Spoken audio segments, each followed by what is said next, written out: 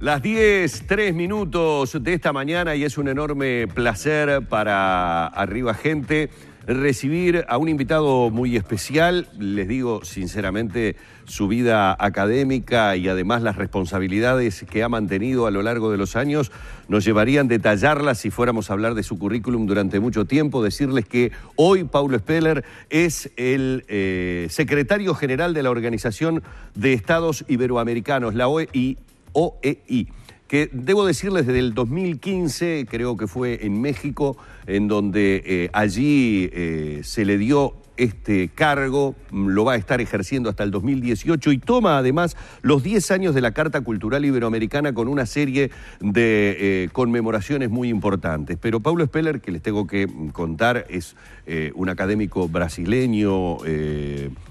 Tengo que decirles que tengo entendido, también fue secretario de Educación del Ministerio de Educación y Cultura en Brasil y no hace mucho tiempo de eso. Primero que nada, la bienvenida. Un placer, Paulo, tenerlo esta mañana aquí en Arriba Gente. Muchas gracias. Un placer enorme estar aquí con ustedes. Decía yo, ha tenido cargos muy importantes también dentro del gobierno. Hace poco tiempo atrás, creo que cuando, antes de asumir esta secretaría de la OEI, estaba en una importante secretaría de Educación, nada más y nada menos en Brasil. Sí, estuve durante 2 años en la Secretaría de Educación Superior del Ministerio de Educación, del 2013 al 2014, antes de irme a la Secretaría General de la OEI, precisamente como decías. Exactamente. ¿Qué significa? Lo primero que creo que estaría bueno comentarle a la gente, porque de repente hay siglas de organismos que uno los tiene más claros, como por ejemplo la ONU o la OEA, pero la OEI no es, digamos, de los organismos que uno más nombra a nivel informativo en general. No. Bueno, la OEI se crea en el año 1949, se crea en Madrid, en España, y por lo tanto ya son casi 70 años de historia y hoy estamos presentes en todos los países iberoamericanos, vale decir, en todos los países donde se habla el español, el portugués, en América Latina, en el Caribe y en los 3 países de la península ibérica, en España, Portugal y Andorra también, que es el miembro más joven que tenemos en la organización. Y nosotros trabajamos en las 3 dimensiones, o sea, la educación, la cultura y la ciencia. Son 3 dimensiones que se entrelazan de forma muy directa y desde luego la cultura está presente en todo, ¿no? Y en este momento, pues, vivimos una celebración muy especial porque aquí en Uruguay se celebró hace 10 años la cumbre de presidentes y jefes de Estado. Y era el presidente actual, Tabaré Vázquez, era el presidente que la firmó. También estaba Michelle Bachelet, era presidenta en ese momento, y Evo Morales, son los 3, pero se firmó en Montevideo y aquí estamos para celebrarlo. Es una carta de una importancia muy grande y la organización ha tenido un rol decisivo porque era prácticamente la organización que lo impulsó. La Secretaría General Iberoamericana pues se suma a este proceso todavía como Secretaría Iberoamericana que organiza las cumbres y nosotros tenemos un rol mucho más, digamos, en la formulación e implementación de políticas en estas 3 dimensiones. ¿Cuál es la importancia de la Carta Cultural? ¿Cuál es el significado? ¿De qué manera impacta en los países miembros? Bueno, primero reconocer la importancia que tiene la cultura en nuestra integración, la diversidad cultural que nos caracteriza a Iberoamérica, pero a la vez nos une, o sea, somos diversos, pero a través de esta diversidad lingüística, cultural, artística, nosotros nos identificamos, ¿no? Estoy en Brasil, estoy en Uruguay, estoy en México, estoy en Madrid y me siento en casa. Igual un nacional de estos países cuando vienen a visitarnos en nuestros países. Y aparte de eso, pues también poner en relieve el papel económico que tiene la cultura. O sea, la cultura es mucho más que una manifestación cultural o algo muy local, al contrario. O sea, un estudio que lo hicimos con la CEPAL se mostró que el 6,2% del PIB de nuestros países en promedio está en la cultura. Y eso, diría yo, en un estudio relativamente conservador, porque considera la economía formal en sus aspectos más directos, pero si consideramos todas las actividades económicas indirectas relacionadas a la cultura, más la actividad informal, yo diría que por lo menos un 10% del PIB de nuestros países están, o sea, genera oportunidades, emprendimientos, empleo.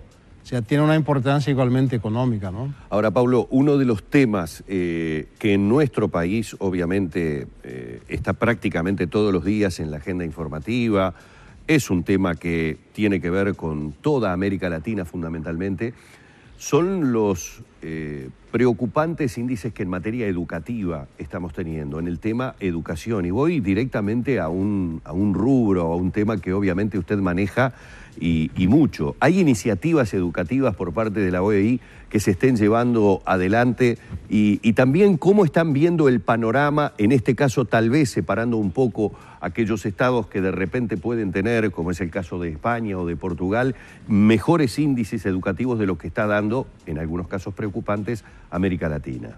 Sí, bueno, aquí un tema muy importante. Yo llamaría la atención a dos aspectos, por lo menos, ¿no? Por una parte, la necesidad de una formación continua de los maestros y las maestras. O sea, la educación se ha vuelto demasiado compleja como para formar a un profesional y decir, estás listo para 40 años de actividad profesional, vete a una escuela. Eso ya no es así. Bueno, no es así con ninguna profesión ya. Uno tiene que actualizarse porque los conocimientos, la investigación avanzan a una velocidad tal que la formación continua. Entonces estamos involucrados en programas de formación continua masivos incluso, como el caso de Ecuador, de República Dominicana, en Honduras también lo estamos llevando, en México también. Aquí en varios países tenemos varios programas, formación permanente continua de los maestros. Por otra parte, la introducción de nuevas tecnologías, o sea, la tecnología está tan presente aquí mismo, mira la parafernalia tecnológica con la que nos movemos y ustedes, igual en la escuela. O sea, hasta hace muy poco era común escuchar de un maestro, en mi aula no entra un celular. Y sabemos que los chicos aquí lo tienen bajo la mesa y todo el tiempo se están comunicando con WhatsApp, etcétera. Entonces hay una actitud nueva, o sea, un reconocimiento de esta tecnología que está presente en todos lados y ahora pues se estimula. Y en ese contexto, ¿cómo miran los países latinoamericanos, iberoamericanos, a Uruguay con su propuesta del Plan Ceibal?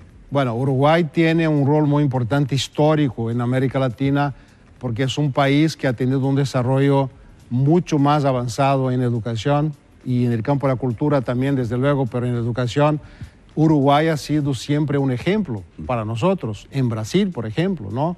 Era y es una referencia.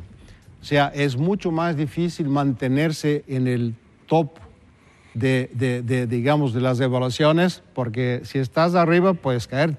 Si uno está abajo, lo que puede hacer más fácilmente es subir. Entonces Uruguay en ese sentido tiene un rol muy importante. Si a la gente a veces critica porque dice, bueno, ya no avanza tanto, es mucho más difícil avanzar así.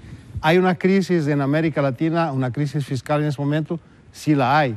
¿Hay una crisis de crecimiento? Sí la tenemos.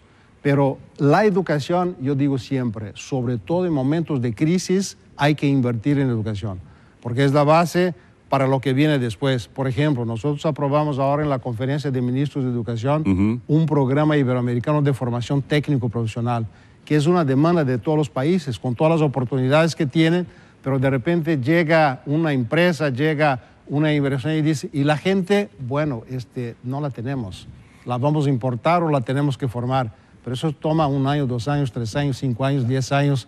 Entonces nosotros nos estamos adelantando y con la participación, la presencia de instituciones como la Unión Europea, que nos está apoyando, el Banco de Desarrollo, la CAF, el BID, o sea, varias instituciones que dijeron, sí, por ahí hay que ir y apoyamos y trabajamos en sinergia, ¿no?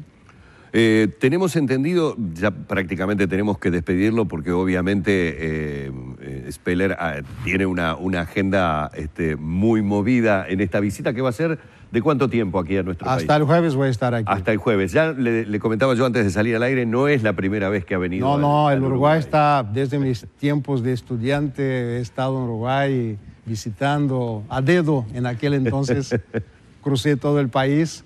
Y ahora profesionalmente también, desde luego, he estado varias veces. Bien, ha sido más que grato tenerlo a Paulo Speller estos minutos aquí en Arriba Gente. Estamos en las 10:13 de la mañana. Yo estoy